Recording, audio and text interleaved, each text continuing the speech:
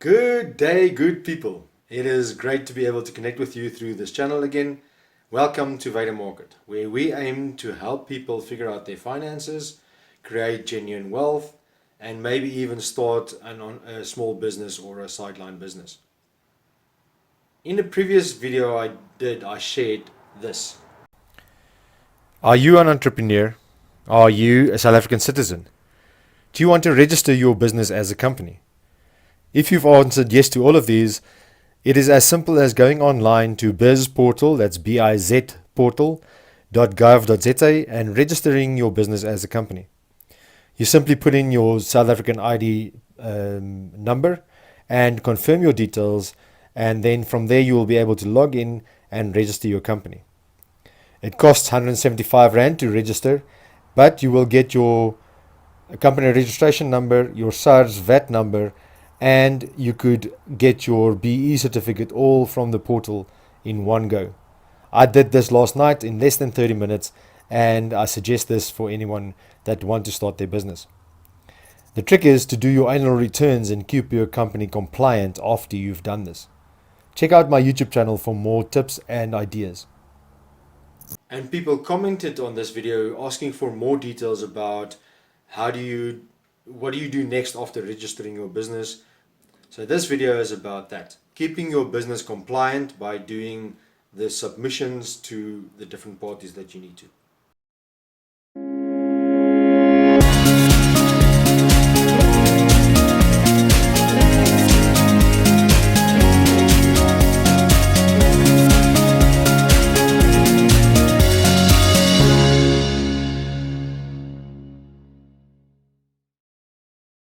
The CIPC is the Company and Intellectual Property Commission, and they form part of the DTI Group, which is the Department of Trade and Industry in South Africa, a government agency of the South African government. And according to the Company Act of 2008, it has been a requirement since 2011 that public companies, either closed corporations or Pty Ltds, do annual returns. This is basically a submission of your audited financial statements of the year. So each company has a financial year, and you should be doing your annual returns within 6 months of the year end or the financial year end of your company or your business. It is preferable to do that within 30 days of the end of your financial year, but there is allowance for 6 months after that. Keep in mind though that there are penalties payable after 30 days. These financial statements need to be audited by an appointed independent auditor, and they need to, like I said, be uploaded or submitted to the CIPC. The only way to do this is to upload it to the CIPC portal via the e-services part of the portal. As a director or owner of a company or a CC, you are responsible for making sure that this submission gets done. Whether you have someone doing it for you or whether you do it yourself, you are ultimately responsible for the compliance of the company you own or direct. I will leave links in the description of all the resources I used to prepare for this video, and also some tutorial videos for the CIPC website and the e-services portal. Like I said, the submission can be done online on the e-services portal, and the process is quite simple and easy to do.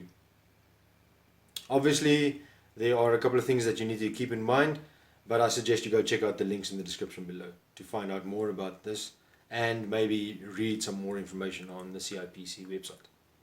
This annual return to the CIPC must be done obviously on a yearly basis, but it is important to note that it's not the same as your SARS tax returns. The CIPC website does offer an annual returns calculator and also has a breakdown of the fees you need to pay to be able to submit your annual returns. It is typically not a lot of money depending on your turnover or revenue or invoiced sales for the year, and that calculator will help you determine those costs. Once you neglect to do your annual returns, in 2 consecutive years, the CIPC will initiate the process of deregistering your business. So it is important to do that. But why? What is it about and why do you need to do that? Well, like I said earlier, it is one of 2 requirements to keep your company compliant, and that is the annual returns as well as your SARS tax returns. Think of your annual returns as your yearly renewal of your company. And it basically gives an indication that the company will still exist and is still doing business and will do so for the next, or will start doing so in the next year. So we've covered why it needs to be done, but what does it look like and how do you do that? Once again, in the description below there is a video from the CIPC YouTube channel where they explain how to do your submission of the annual returns. Tax returns are only done on your taxable income of the company and is done to give the state an indication of your tax liability. Let's now have a look at what the annual returns look like. And it's basically an income statement of your company. As you can see on screen, the income statement gives a breakdown of your revenue or turnover or invoiced sales, like I mentioned earlier. Your cost of sales, in other words, the money paid for materials and cost of making the product. That leaves you with the gross profit. In other words, the difference between your revenue and your cost of sale gives you your gross profit or loss. Your variable cost is the money paid specifically to make the product, and then your fixed costs is the money that paid all of the other expenses like rent and admin. And then there's other expenses and finance costs. So finance cost being the debt or payments that you make towards debt. Then this leaves you your before tax profit or loss. Then there's income tax expenses, which is payable even if customers haven't paid yet, and that leaves you with your profit or loss for the year. Then you find retained earnings or assessed loss or at the start of the year, and then you have dividends paid and your retained earnings or assessed loss at the end of the year. And your annual return will look like that. This is just a quick example I downloaded from the SME South Africa website, and you're welcome to go click through to the website. I'll leave a link in the description again. They have some very cool other resources as well that you could download from their website. If you'd like more information, or you'd like me to do more details about the income statement, the balance statement, cash flow projections and these kind of things, let me know. This is something that I'm currently working on for my own business as well. If you're still in the startup phase of your business, or you're still thinking about starting your business, this video might have been informative for you, but maybe you'd like to watch this video first about planning and getting all your ducks in a row before you actually start your business. Leave a comment below if there's anything that you'd like to know more about, and remember to give this video a like. I've said that already.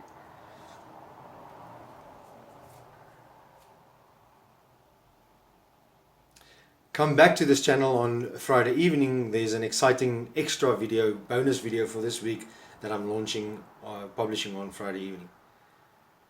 And that's come check it out. I'll leave that for you to come find out for yourself. Have a great weekend. Have a great Friday Eve.